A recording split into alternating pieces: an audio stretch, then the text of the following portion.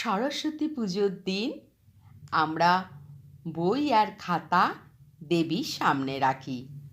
কিন্তু জানো কি, একটা বাড়িতে একটা খাতা আছে যেটা ওই দিন খুলতে মানা।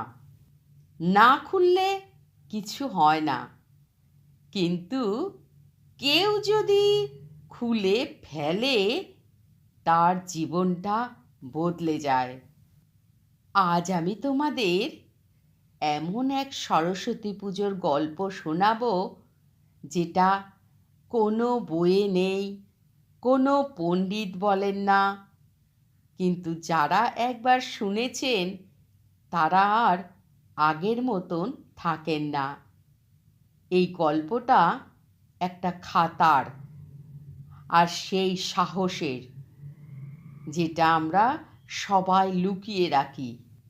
চলো শুরু করি। 23শে জানুয়ারি, সরস্বতী পুজোর সকাল। সব বাড়িতে একই দৃশ্য। হলুদ ফুল, আলপনা, ধূপের গন্ধ, দেবীর সামনে সাজানো বই আর খাতা। কিন্তু একটা পুরনো বাড়িতে একটা অদ্ভুত নিয়ম ছিল। সরস্বতী পুজোর দিন একটা খাতা কেউ খুলতো না।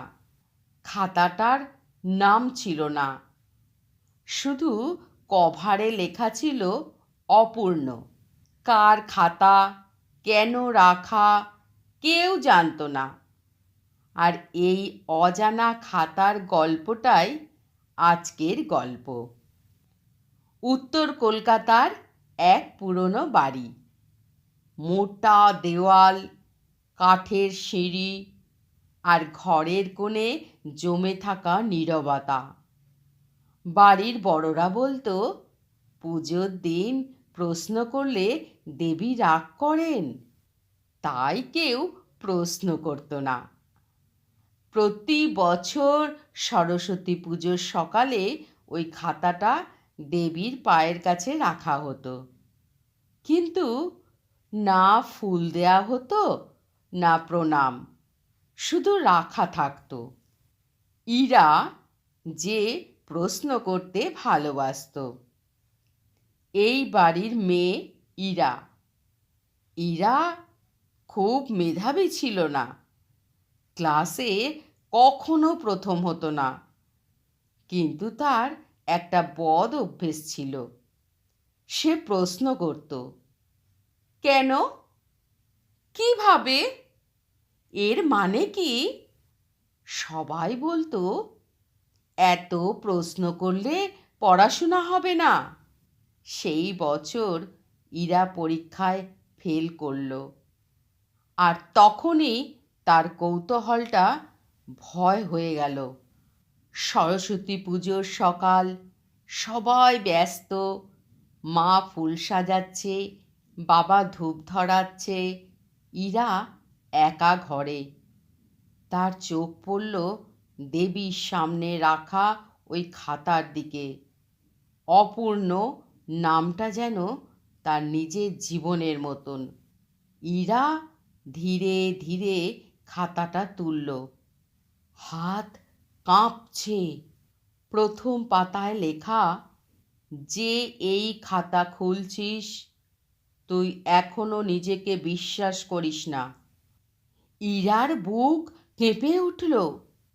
পরের পাতায়, সরস্বতী জ্ঞান দেন না, তিনি দেন নিজের অন্ধকার দেখার সাহস। পরের পাতাগুলোতে কেউ অদ্ভুতভাবে ইরার মনের কথা লিখে রেখেছে।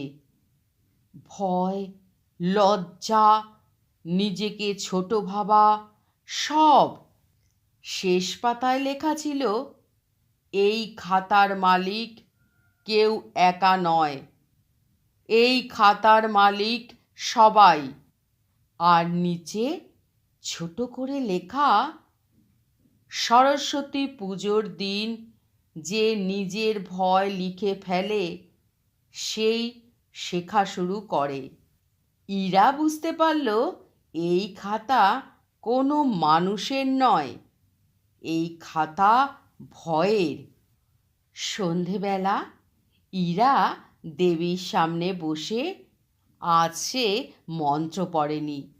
সে খাতায় লিখল, আমি জানি না অনেক কিছু, কিন্তু আমি শিখতে চাই। এই প্রথম তার চোখে জল এলো না। পরদিন থেকে ইরা বদলাতে লাগলো। সে এখনো ভুল করত, সে এখনো ফেল করত, কিন্তু সে আর লুকোতো না, সে প্রশ্ন করত। 1 বছর পর আবার সরস্বতী পুজো।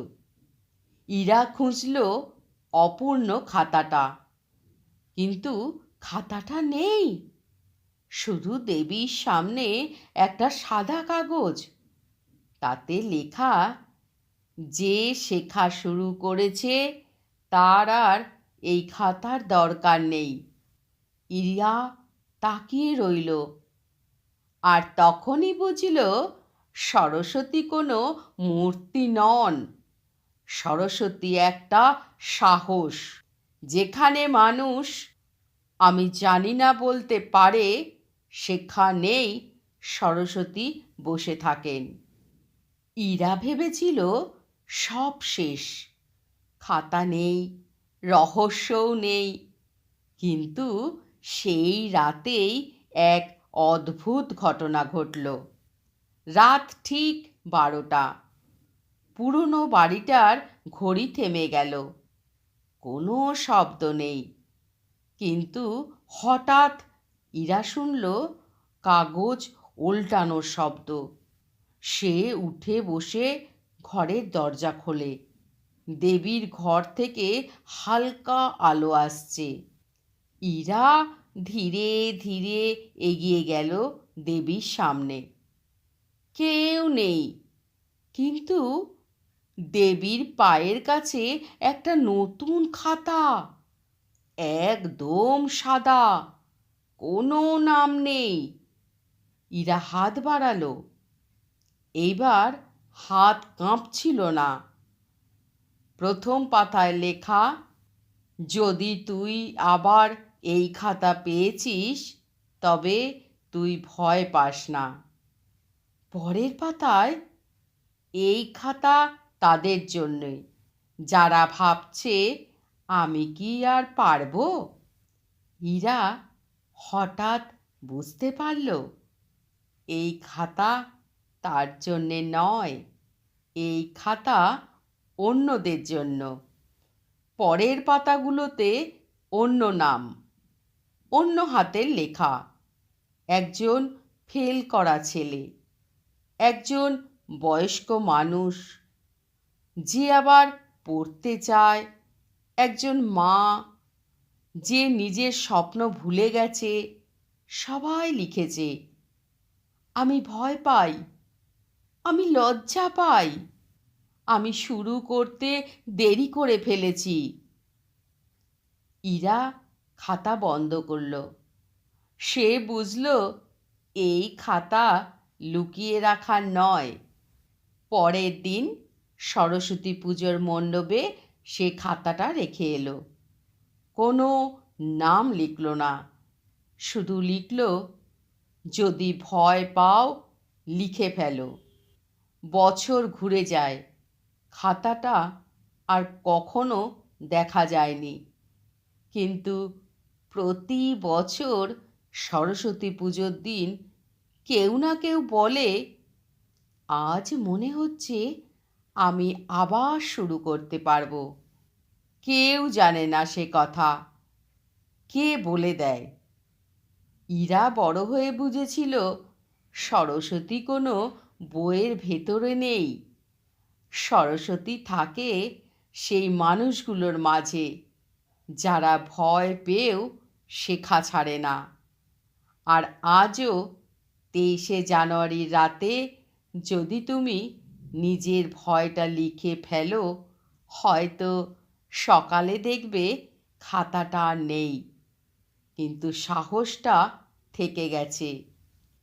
এই গল্পটা যদি তোমাকে এক মুহূর্ত থামিয়ে দেয়, যদি মনে হয় আমি একা নই, তাহলে এই ভিডিওটা সকলের সঙ্গে শেয়ার করো। যে আজও ভাবছে আমি কি পারবো, আর যদি মনে হয় শেখার পথটা খুব ভালো, আরও এমন গল্প দরকার, তাহলে চ্যানেলটা সাবস্ক্রাইব করো। কারণ এখানে আমরা নিখুঁত হওয়ার গল্প বলি, আমরা শেখার মানুষের গল্প বলি। শুভ সরস্বতী পুজো, শুভ জ্ঞানের যাত্রা, শুভ সরস্বতী পুজো, শুভ জ্ঞানের যাত্রা, শুভ সরস্বতী পুজো, শুভ জ্ঞানের যাত্রা। আমার এই পাঠ আপনাদের যদি এতটুকুন ভালো লেগে থাকে, অবশ্যই আমার এই ছোট্ট চ্যানেলটিকে সাবস্ক্রাইব করে পাশে থাকার অনুরোধ রইল। নমস্কার।